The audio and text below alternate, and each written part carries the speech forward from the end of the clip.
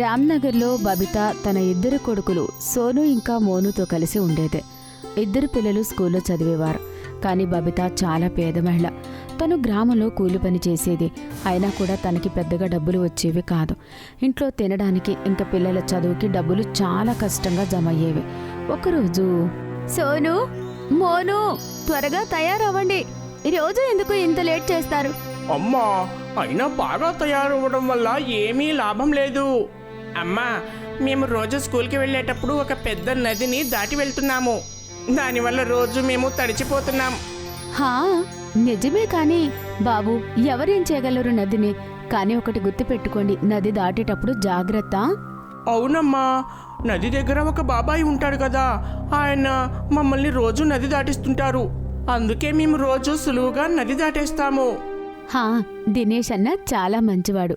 సరే, బయలుదేరండి. అమ్మా, ఈరోజు నా కోసం పాలు తీసుకొనిరా. అమ్మా, రోజు ఒట్టి భోజనం మాత్రమే బాగుండదు, దానితో పాటు పాలు కూడా ఉండాలి. అమ్మా, ఈరోజు వచ్చేటప్పుడు పాలు కూడా తీసుకొనిరా. సరే అమ్మా, మేము స్కూల్కి వెళ్ళొస్తాం. సోను ఇంకా మోను అయితే స్కూల్కి వెళ్ళిపోతారు. కానీ వాళ్ళమ్మ చాలా కంగారు పడుతుంది. నేను నా పిల్లల కోసం పాలెలా తేను. ఉదయం నుంచి సాయంత్రం వరకు కష్టపడితే ఏదో కొంత డబ్బు వస్తుంది. ఆ డబ్బులతో పాలు తేవడం కష్టమవుతుంది. ఈరోజు పూర్తిగా ప్రయత్నిస్తాను తేవడానికి. భవిత తన గ్రామంలో రామ్నగర్లో కూలి పని చేయడానికి బయలుదేరుతుంది. కానీ సాయంత్రం తన దగ్గర మళ్ళీ ఎక్కువ డబ్బులు ఉండవు. తను మళ్ళీ బాధపడుతూ ఇంటికి తిరిగి వస్తుంది. తన పిల్లలు సోను ఇంకా మోను చూస్తారు, అమ్మ పాలు తీసుకుని రాలేదని. ఈ విషయానికి ఇద్దరూ చాలా బాధపడతారు. అమ్మా, మీరివాళ పాలు తీసుకొని రాలేదా? అవునమ్మా. ఇవాళ వాళ్ళ కుటుంబం అంతా బాధపడుతూ పడుకుంటారు. మరుసటి రోజు ఇద్దరు అన్నదమ్ములు స్కూల్కి వెళ్ళడానికి నది దాటడానికి నది దగ్గరికి వెళ్తారు. దినేష్ వాళ్ళకి సహాయం చేయడానికి వస్తాడు. అరే, వచ్చేసారా బంగారు పిల్లలు? అవును బాబాయ్. బాబాయ్, ఇవాళ నదిని త్వరగా దాటించు. అరే, ఇవాళ ఏమైంది మోను? ఇవాళ మీరంతా కోపంగా ఎందుకున్నారు? ఏమీ లేదు, వాడికి ఇవాళ పాలు దొరకలేదు, అందుకే అలా కోపంగా ఉన్నాడు. అవునా, నాకిప్పుడు అర్థమైంది. ఏం పర్వాలేదు, అక్కడ ఎదురుగా ఒక మాయా హవేలీ ఉంది కదా, నాకు తెలిసింది అక్కడ అన్నీ దొరుకుతాయని. నేను ఇవాళ అక్కడికి వెళ్తాను. మీకోసం ఇంకా పాలు కూడా తీసుకుని వస్తాను, సరేనా? బాబాయ్, మేము కూడా మీతో రావచ్చా? లేదు, నాకు తెలుసు అక్కడికి పిల్లలకి అనుమతి లేదు అని. అవును, మోను సరిగ్గా చెప్పాడు. నేను అక్కడికి ఒంటరిగా వెళ్తాను. ఇంకా మీకోసం చాలా వస్తువులు కూడా తీసుకొస్తాను. బాబాయ్, నేను సాయంత్రం వరకు ఎదురు చూడలేను. సరే అయితే, ఇప్పుడే నది దాటి వెళ్ళి ఆ హవేలీ దగ్గరికి వెళ్ళి మనకు కావలసినవన్నీ తెచ్చుకుందాం. దినేష్ ఇద్దరు పిల్లల్ని నది దాటిస్తాడు. వాళ్ళ ముగ్గురు కలిసి ఆ మాయా హవేలీ దగ్గరికి వెళ్తారు. దినేష్ ఆ హవేలీ లోపలికి వెళ్తాడు. ఆ హవేలీ లోపలంతా చాలా గాలులు వస్తూ ఉంటాయి. భయంకరమైన వస్తువులు అతన్ని భయపెడుతుంటాయి. దినేష్ హవేలు నుంచి బయటకు వెళ్ళిపోవాలనుకుంటాడు.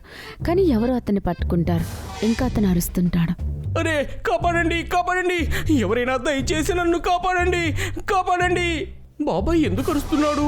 ఆయనకి ఏదైనా ప్రమాదం జరిగి ఉంటుందా? పద వెళ్దాం. అప్పుడే వాళ్ళకి నదిలో నుంచి ఒక శబ్దం వినబడుతుంది. అక్కడ ఒక చిన్న పిల్లాడు నదిలో మునిగిపోతూ ఉంటాడు. సోను ఇంకా మోను ఆ నదిలో మునిగిపోతున్న అబ్బాయిని చూస్తారు. ఒక పక్కేమో హవేలు నుంచి దినేష్ బాబాయ్ అరుస్తున్న శబ్దం వినబడుతుంది.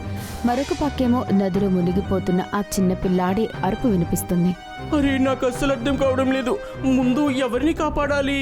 అన్నయ్య, బాబాయ్ పెద్దవాడు, ఆయన స్వయంగా బయటకు రాగలడు.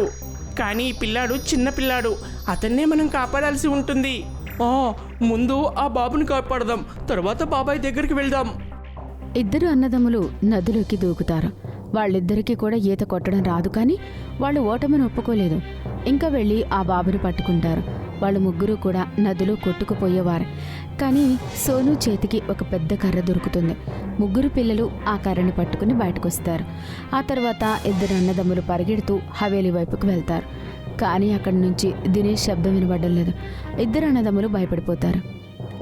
బాబాయ్ అసలు ఏమీ మాట్లాడడం లేదు. తెలీదు అసలు ఏం జరిగి ఉంటుందో. ఓ భగవంతుడా, అంతా బాగుండేలా చూడు. ఇద్దరు అన్నదమ్ములు లోపలికి వెళ్లి చూసేసరికి ఆశ్చర్యపోతారు. అక్కడ వాళ్ళు చూస్తారు, దినేష్ హాయిగా కూర్చొని భోజనం చేస్తూ ఉంటాడు. ఇంకా అతని దగ్గర ఒక మహిళ కూర్చొని ఉంటుంది. అరే బాబాయ్, మీరిక్కడ భోజనం చేస్తున్నారా? మేమేమో మీ గురించి భయపడుతూ ఉన్నాం. మీకు భోజనం దొరికినప్పుడు నాకు ఆ విషయం చెప్పొచ్చు కదా. అవును బాబాయ్, మోను సరిగ్గా చెప్పాడు. ఇందులో ఆయన తప్పేమీ లేదు.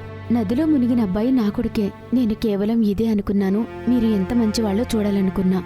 అందుకే నేను అతన్ని నీళ్లలో మునగనిచ్చాను. కానీ మీ ఇద్దరూ మీ ప్రాణాల్ని పణంగా పెట్టి అతన్ని కాపాడారు. నేను చాలా ఆనందించాను. నిజంగా? హా, ఇంక ఇప్పుడు నేను ఈ మాయా హవేలీని మీకిస్తున్నాను. ఇంకా ఇందులో ఎప్పుడు ఏ విషయానికి అవసరం ఉండదు. ఇంకా మీరు మీ కుటుంబంతో ఆనందంగా ఉండొచ్చు. ఇంకా నేను నా కొడుకుని తీసుకుని వేరే ప్రపంచానికి వెళ్ళిపోతున్నా.